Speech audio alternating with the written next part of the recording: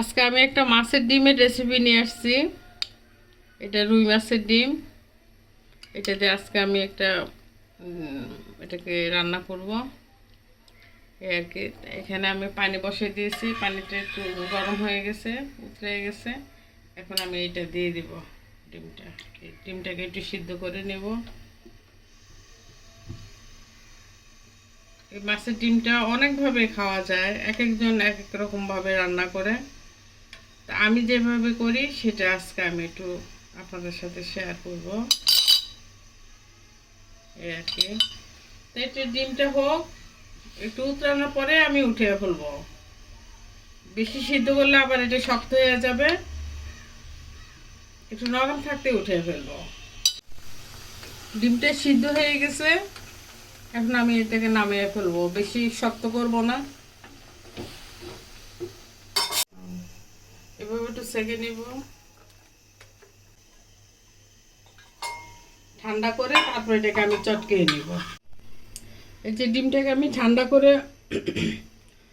করে এই যে চামচ দিয়ে ভেঙে দিয়েছে, একটু গুঁড়া গুঁড়া করে নিয়েছে, একটু হয়ে গেছে। ফ্রাই প্যান বসাই দিয়েছে, এখন একটু তেল দেব।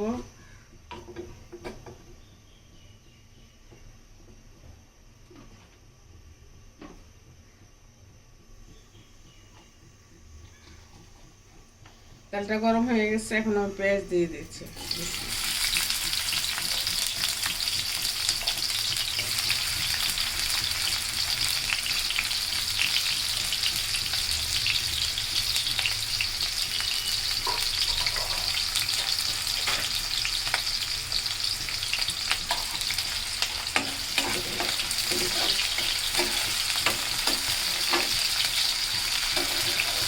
পেঁয়াজটা একটু বেশি দিবেন, তাহলে খেতে ভালো লাগবে।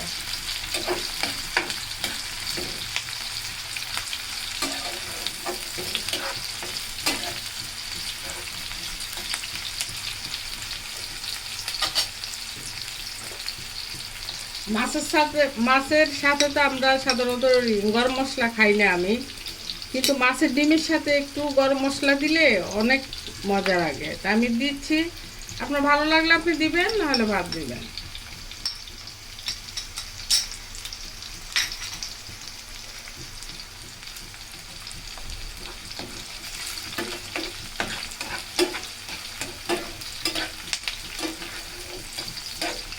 পেঁয়াজটা একটু ভাজা হয়ে নে।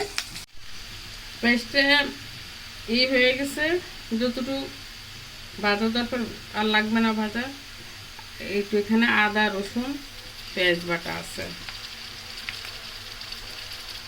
আদার পরিমাণটা একটু আমি কম দিই, তাহলে তরকারি থেকে আদার গন্ধ আসে না।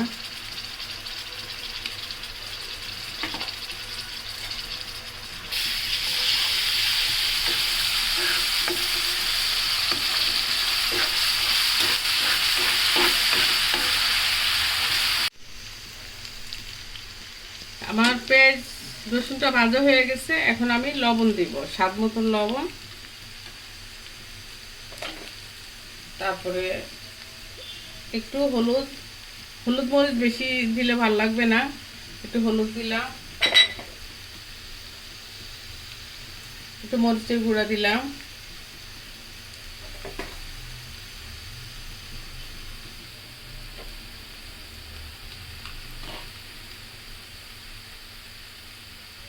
একটু জিরা বাটা দিলাম।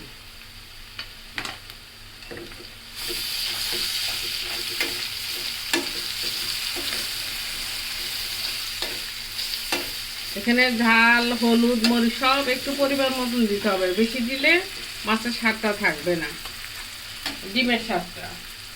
তাহলে আমি এটা দিয়ে দিই। এখন মশলার এই হলুদটা ভাজা হয়ে গেছে,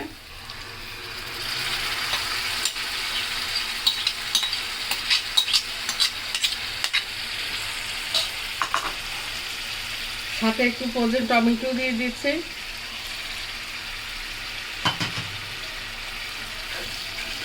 এবার এটাকে আমি মিশাবো।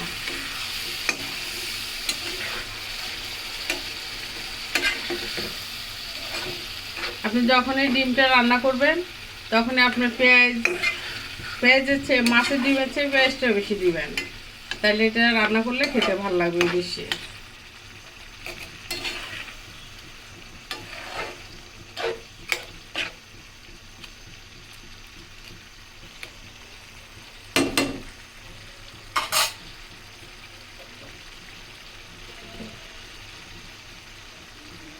একটু ধনিয়ার গুঁড়া দেই,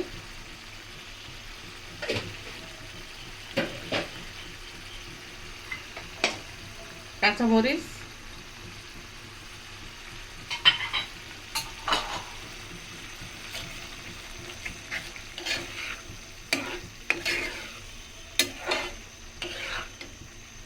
এবার ওইটাকে আমি কম আগুন দিয়ে রান্না করব।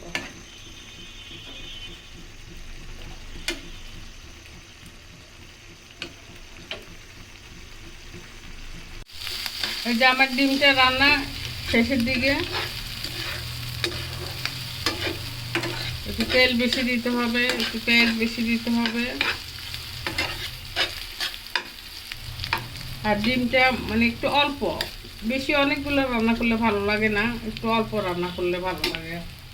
আর এখানে আরেকটা জিনিস দিব, আমি চিনি দিব, একটু চিনি দিব, কারণ আমরা ডিমের কোরমায় চিনি দেই, রোস্টে চিনি দেই, এখানেও একটু চিনি দিলে টেস্টটা ভালো পাওয়া যায়।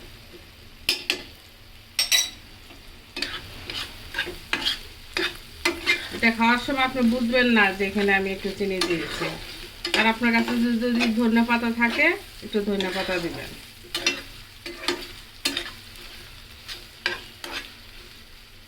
রান্না হয়ে গেছে।